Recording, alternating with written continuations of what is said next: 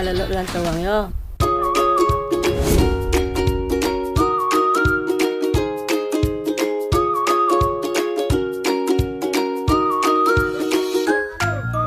Uda atau kakak laki-lakiku saat ini sedang bersiap untuk pergi merantau. Tapi ibuku bilang sebelum pergi ke tanah rantau, Uda harus punya banyak bekal. Salah satunya bekal tanggung jawab.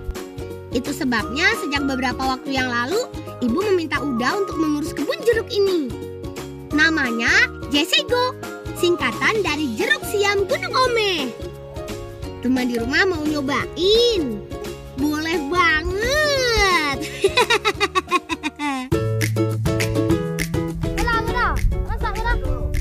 Ambil tu yang puncak ya Bolang. Itulah masak tu Bolang. Jesego biasanya dipanen bergelombang, yaitu antara 5 sampai 7 hari sekali. Pada satu musim atau dalam waktu 6 bulan, satu batang bisa menghasilkan hingga 80 kg lebih. Lumayan kan? Cara memanennya cukup dengan memotong tangkai buah. Ini dilakukan untuk menjaga tangkai tetap produktif sekaligus untuk menjaga ketahanan buah. Karena jika dipanen dengan cara yang tepat, buah jeruk bisa bertahan hingga 1 bulan lebih. Sebelum dijual, jeruk akan kami pisahkan berdasarkan ukuran dan kualitas. Saat ini, jeruk kualitas super ini dipasarkan ke beberapa daerah sekitar Sumatera Barat, bahkan sampai ke Pulau Jawa. Selain keranjang dan gerobak, jeruk biasa kami angkut menggunakan sarung. Karena sarung bisa menjaga kualitas buah, tidak peyot dan lebam.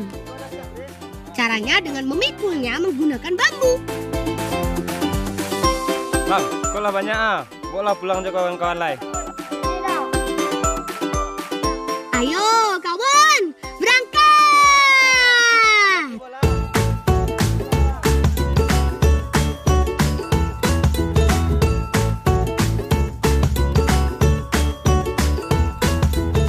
Teman, ada banyak jenis olahan makanan yang bisa kami buat dari bahan jeruk.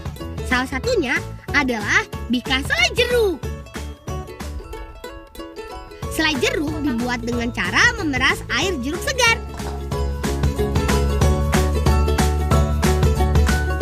Kemudian tambahkan dengan perasan buah pepaya.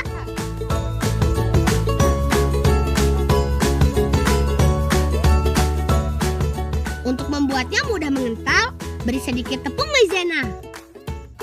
Kalau semua bahan sudah tercampur, masak semua bahan bersama dengan gula pasir. Jangan lupa tambahkan garam, cengkih, dan parutan kayu manis. Sambil menunggu selai jeruknya jadi, yuk bantu ibu menyiapkan adonan kue bika. Kue bika dibuat dari bahan tepung beras dan santan kelapa. Karena resep rahasia kelezatan kue bika terletak pada takaran bahan dan adonan, jumlah santan dan tepung beras harus sesuai.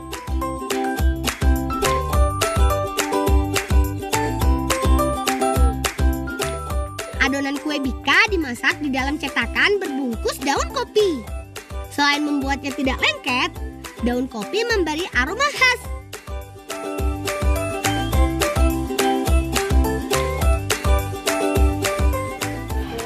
Nih, siapa selai lah ya, kau pengen masak lah. Jadi mak, Epan jawab bagas tolong uni na. Kue bika dipanggang menggunakan gerabah tanah dengan pemanasan 2 sisi, atas dan bawah.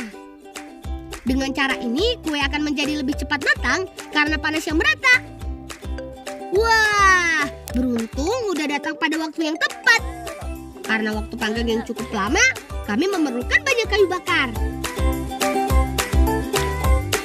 Mak, bentuknya iya udah ke merantau je mak. Dipikir dulu. Banyak buah belia udah merantau mak. Padahal kan kawan lebih merantau saja mak. Ya pikir-pikir bona lah dulu. Pailu lah, pailu mak. Teman, rupanya Uda masih harus menunda keinginannya untuk pergi merantau. Ya, apa boleh buat? Semoga saja kue bika ini bisa sedikit mengobati kekecewaannya. Lang, lah masak lang. Ini orang kan? Lain. Nah, coba beko ya. Deh. Dia kan kawan mah. Setelah kurang lebih 20 menit dipanggang, kue bika sudah bisa diangkat. Kelihatannya sih enak. Tapi gimana dengan rasanya ya?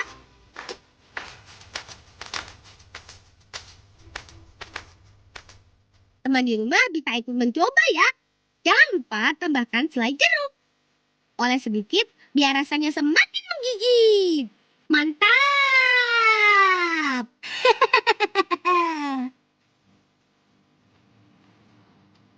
Ini dia kombinasi kue bika dengan selai jeruk.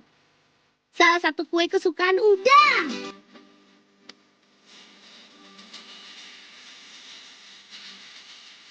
Ini sih bukan cuma enak, tapi enak banget. Manisnya pas, segar buah jeruknya ada. Kue bikanya apalagi? Pulen dan empuk maksimal. Kalau cuma makan satu sih, pasti kurang.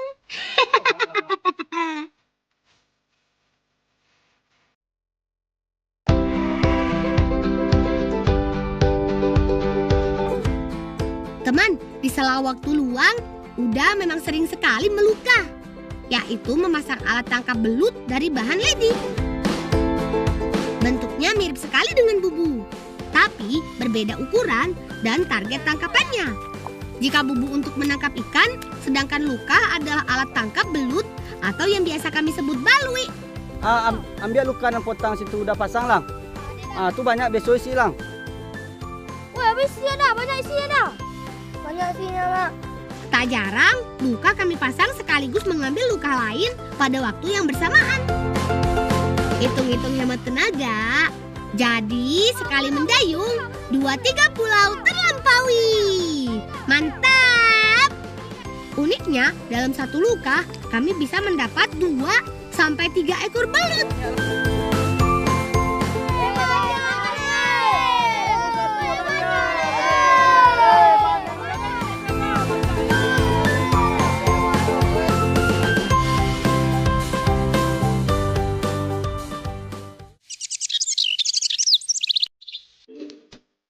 Di rumah, ibu rupanya sudah menyiapkan banyak bumbu untuk memasak belut. Ada beragam bumbu dapur, daun asam jati, kelapa, dan daun salam. Ini adalah bumbu dan bahan memasak gulai balui dalam tempurung. Tadi ni lang lah. Tadi dah. Kilo mai lah terbaun lah suwe. Iya dah. Sesuai namanya, belut akan kami masak di dalam tempurung kelapa. Tapi, lebih dulu belut kami panggang. Selain untuk membuatnya matang, cara ini bertujuan menjaga tekstur belut tetap utuh. Sambil menunggu belut matang, ibu dan kakak sudah menyiapkan bumbu dan bahan lain. Bumbu dibuat dari perpaduan cabai, bawang, kunyit, dan beberapa rempah lain. Semua bumbu lebih dulu diulek sampai halus. Tidak lupa untuk membuat rasa gulai semakin nikmat, kakak menyiapkan santan kelapa. Tuh, sudah kebayang nih gimana rasanya.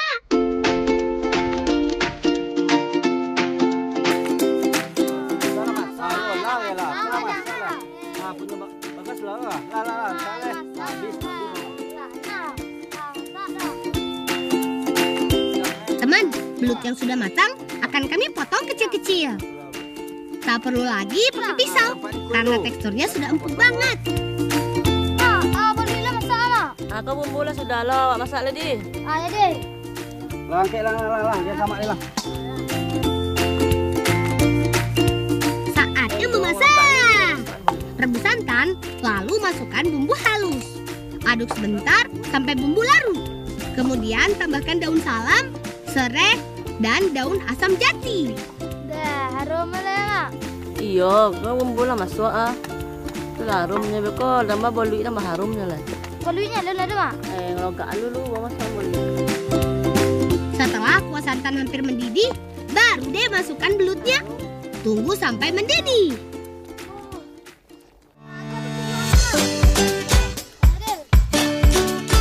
Ini yang membedakan gulai kami dengan gulai di daerah lain.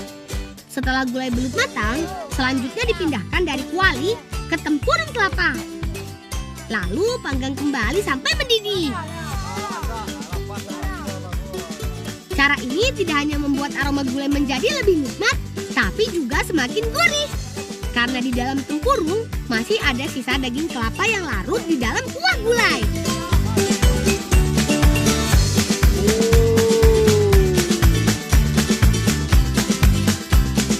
Nah, ini dia teman, gulai balui dalam tempuruang. Resep kuliner tradisional yang gak kaleng-kaleng. Akhirnya, waktu yang ditunggu datang juga. Selamat makan. Daging belutnya empuk, kuahnya dan bumbunya pas banget. Ada aroma kelapa bakar yang bikin rasanya semakin top. Makan malam kami jadi sangat menyenangkan. Dah, Ya mak, terkenal lah mak. Buat agak warna nak mantau. ya coba pulau cari pengalaman medik mak. Nah, ya coba lah. Ya warna ya mak. Ya coba lah dulu. Terima kasih mak. Syukurlah, niat udah untuk merantau akhirnya mendapat restu dari ibu.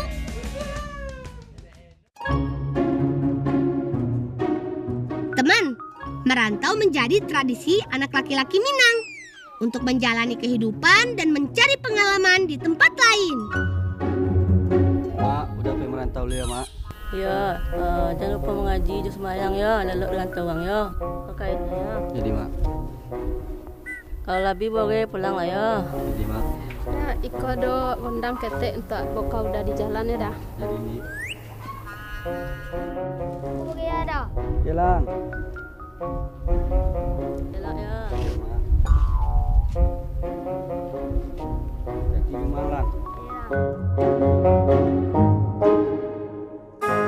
Selamat jalan udah. Semoga selamat dan sukses di tanah rantau.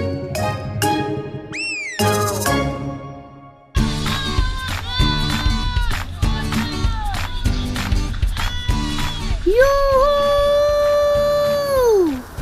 Permainan dengan bonggol atau batang pisang di sungai ini disebut pacu codang atau bacodang-codang teman. Bermain seperti ini saja, aku sudah merasa senang sekali. Pacu codang memang permainan favorit kami jika sedang berada di Ayah Gadang alias sungai besar. Bonggol ini gunanya supaya badan kami tetap mengapung. Bacodang-codang sebenarnya mirip seperti tubing teman. Cuma kali ini kami memakai batang pisang. Meski airnya dangkal, Sungai Salido ini arusnya lumayan kencang. Bahkan di beberapa titik terdapat riam atau jeram. Kami harus sangat berhati-hati teman, karena batu kalinya juga banyak sekali dan besar-besar. Saking derasnya sungai, beberapa kali bonggol pisang yang kami naiki terlepas, bahkan hampir hanyut. Tapi untungnya bisa terkejar. Beberapa kali kami juga terpaksa harus berenang biar tidak terbawa arus. Tenang saja teman, kami semua jago berenang kok. Lang, air dah kadang tu lah. Ya lah, siapa dah. Lah, awak pula lah. Betul tu semua dah boleh. Oh, iya. Tanpa kami sadari, air sungainya ternyata perlahan membesar teman. Ini sih namanya banjir bandang. Aduh, gawat. Tas ransel dan alat musik kerabat kesayanganku hilang. Pasti hanyut terbawa arus. Jangan-jangan sudah jauh hanyutnya. Aduh, gimana ini? Kawan-kawan, tolong bantu cari ya. Tuh lihat, arusnya mendadak besar sekali teman. Dan airnya jadi keruh kecoklatan. Pasti ini gara-gara banjir kiriman dari hulu atau gunung. Kalau airnya sebesar ini, di gunung pasti hujan sangat deras.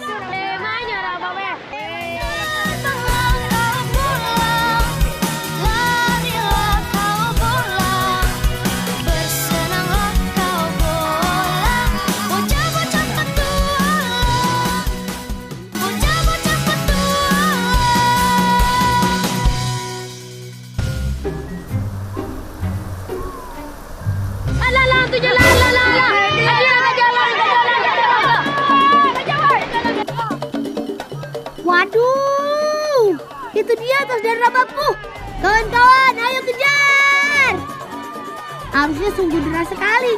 Ayo kawan, tas dan rababku jangan sampai hilang. Syukur alhamdulillah, tas dan rabab kesayanganku akhirnya bisa diselamatkan. Tapi kalau rababnya basah begini, gimana ya? Mana rababnya? Rusak rababnya.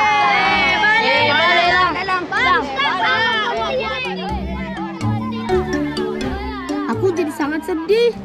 Sepertinya rababku sudah tidak bisa dipakai lagi.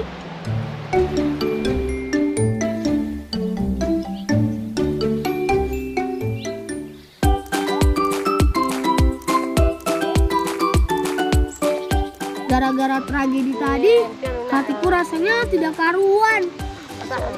Dadaku seolah sesak sekali menahan kesedihan.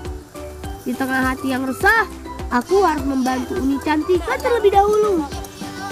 Bagaimanapun juga, aku tidak tega membiarkan Uni Cantika menyiapkan makan siang sendirian.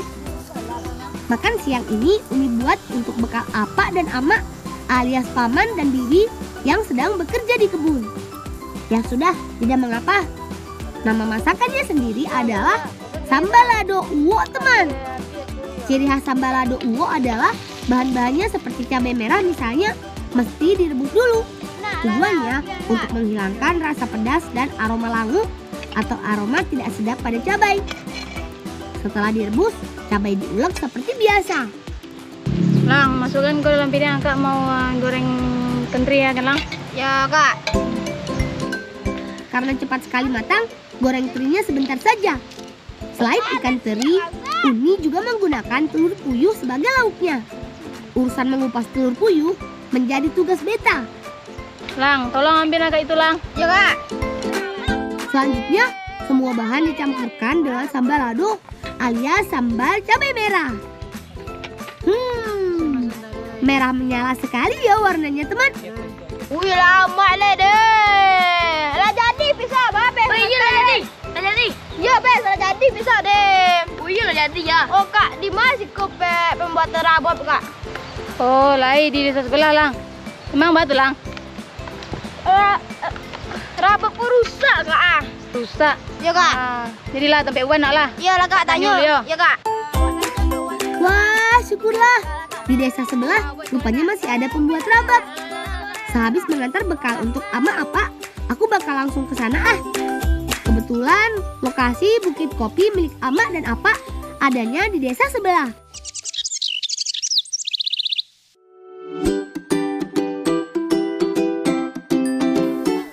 Setelah mendaki bukit, akhirnya sampai juga di kebun kopi. Nah, itu dia Ama Apanya. Ternyata sudah mulai dipetik kopinya. Kopi di sini berjenis robusta, teman. Di nagari kami, kopi robusta ini biasa disebut kopi mana. Teko ada na makan siang teh lah kami bon teh kita makan teh.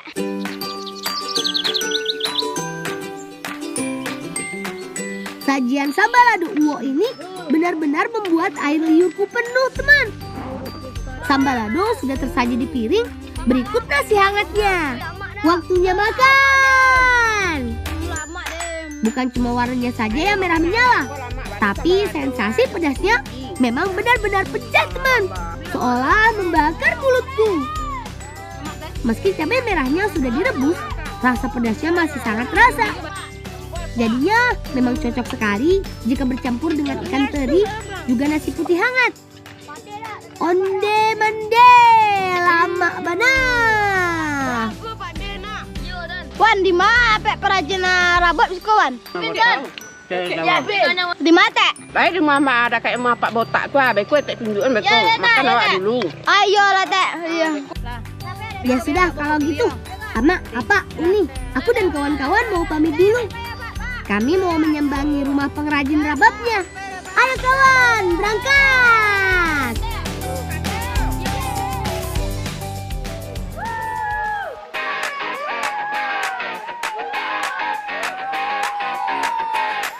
Meluncur.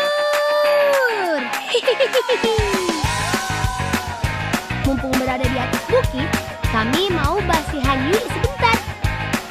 Basi hanyui adalah bermain seluncuran air, teman. Tak jauh dari bukit kopi, memang terdapat pembangkit listrik tenaga air peninggalan Belanda. Nah, saluran air yang merupakan bagian dari PLTA tersebut sering kami gunakan untuk basi hanyui. Kata Ama dan Apa, PLTA ini sudah berusia lebih dari 100 tahun loh. Meski sudah berusia lebih dari 1 abad, bangunannya masih kokoh berdiri, termasuk terowongan ini. Rasanya seru sekali berseluncur rame-rame sambil gelap-gelapan di dalam terowongan, teman. Karena bersumber dari mata air di puncak gunung, airnya bening dan dingin menyegarkan. Arusnya juga begitu kuat, cocok sekali untuk bermain seluncuran air, teman. Yuhu!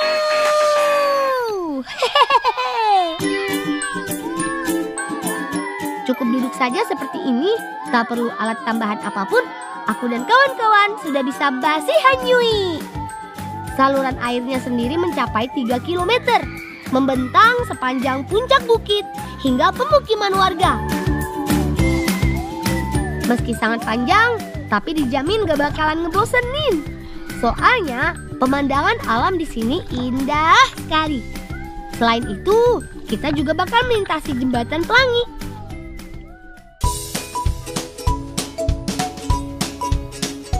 Kata Amak tadi, tinggal berjarak beberapa rumah lagi. Mana dia? Mana? Rumah jago. Wah, tanya bapak dulu. Oh iya, bapak itu sedang bermain serunai. Aku yakin kalau bapak inilah pengrajin rababnya.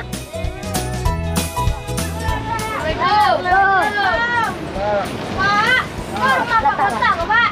Yo, Rababku rusak balik seperti Pak. baik. Saya aku lupa aku Pak. Ya, dia lupa. Sebetulnya rababku ini tidak ada bagian yang rusak atau penyok. Hanya saja memang untuk alat musik yang terbuat dari kayu seperti ini, kalau sampai terendam air, akibatnya akan sangat fatal. Sebagai pengrajin rabab, Pak Kasril memang sudah tahu mana bagian yang rusak hanya dengan melihatnya saja. Dan ajaibnya, hanya dengan meraba-rabanya saja, rabab kesayanganku ini langsung berbunyi lagi ketika dimainkan oleh Pak Kasril.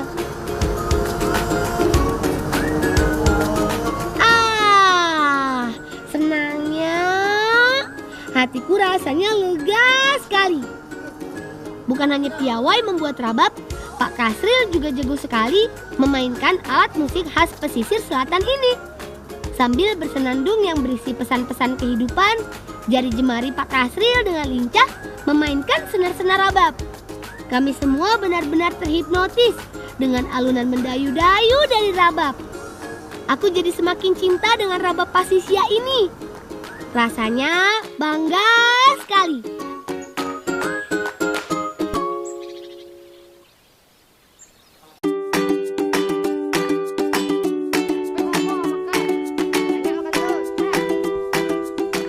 Perkenalkan kawan, ini si Momo, sapi kesayanganku. Ada si Bolang tuh kawan-kawan api. Lang. Wah lagi om mantan ada apa si Momo makan ah? Lang, ketempe metek mana lang? Manolongan metek mamanen madu galo-galo.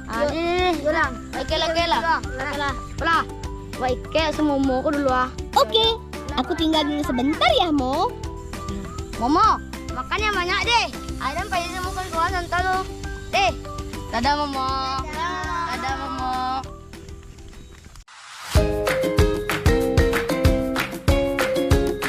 Bolangers, selain Momo sapi sahabatku ini, aku juga punya sahabat satu lagi, yaitu si Popo, alias panda lucu yang hebat. Dia jago bela diri, seperti kungfu panda, tapi ini silat panda. Soalnya si Popo dari Jawa. Si Popo ini punya jurus andalan yang bisa mengeluarkan api. Wah, keren! Seperti di film-film. Tapi aku juga nggak mau kalah. Apalagi aku masih satu perguruan sama si Popo. Ayo kita latih tanding, Bobo. Kan, aku masih bisa melawan setiap gerakannya. Terbukti, kami masih seimbang, teman. Hehehe.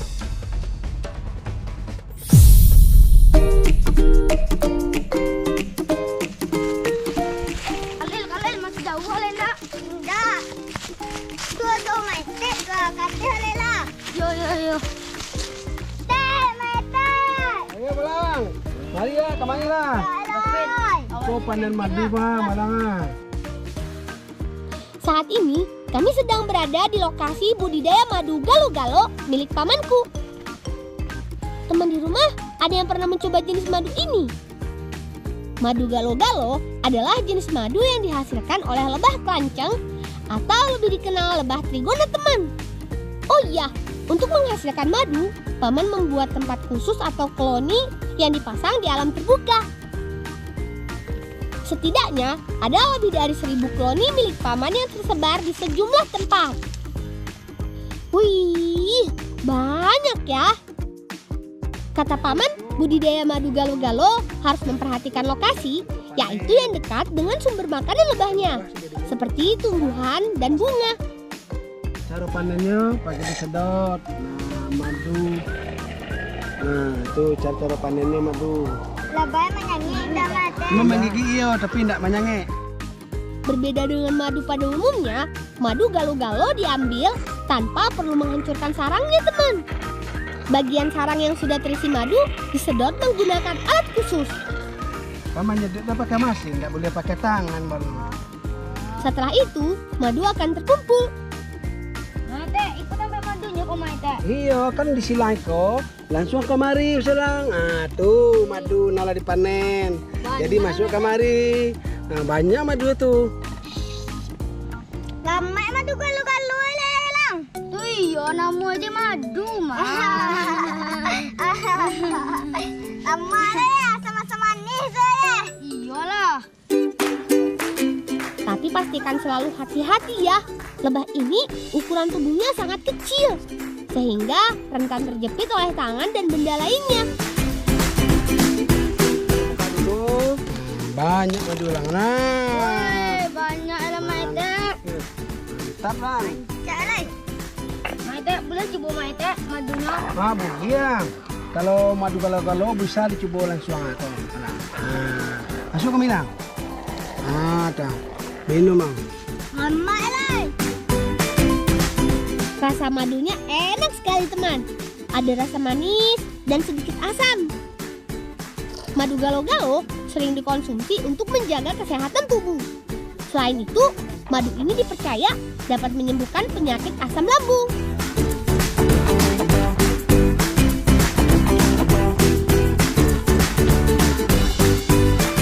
Lang, itu lang. Untuk diminum, ke dibawa pulang. Masih banyak Mate. Ayo, sama-sama lang. Oh, baiklah Mate. Hati-hati di jalan. Uni, Bang Uni kok. Iya Belang, kau lagi membuat sembari Uni. Ada apa tuh? Iko nih ya. Iko ada madu galo-galo nih ya. Gua sih kau agak dicampur ke sembari. Kebetulan sekali ada kakak yang sedang mengolah sumbareh, alias serabi ala ranah Minang. Sama dengan serabi pada umumnya, bahan-bahan sumbareh terdiri dari tepung beras, santan, dan garam. Ayo, kita buat adonannya, teman. Campurkan santan, lalu aduk. Adonannya dibuat encer ya.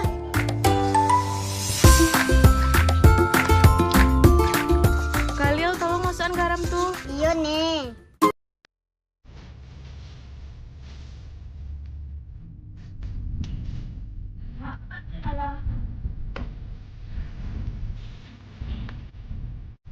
Selanjutnya, adonan yang sudah selesai dibuat menjadi 2 bagian.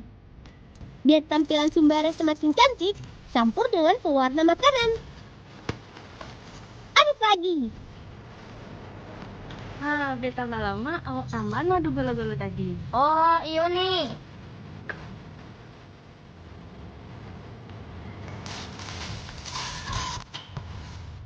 Saatnya mencetak sumbareh. Masukkan adonan ke dalam kuali, tutup, dan diamkan beberapa saat.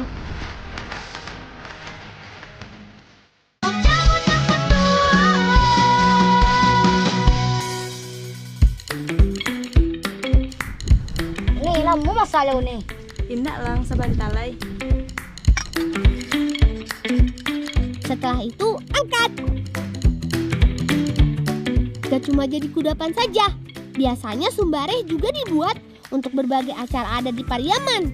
Mulai dari barale atau nikahan, syukuran, dan lainnya.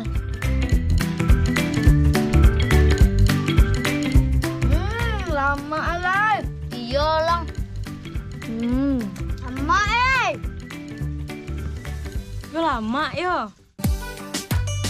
Rasa sumbareh gurih banget. Apalagi ditambah dengan cocolan kuah gula aren. Bebana mandi na kawan. Onde mande, lama bana. Hehehe.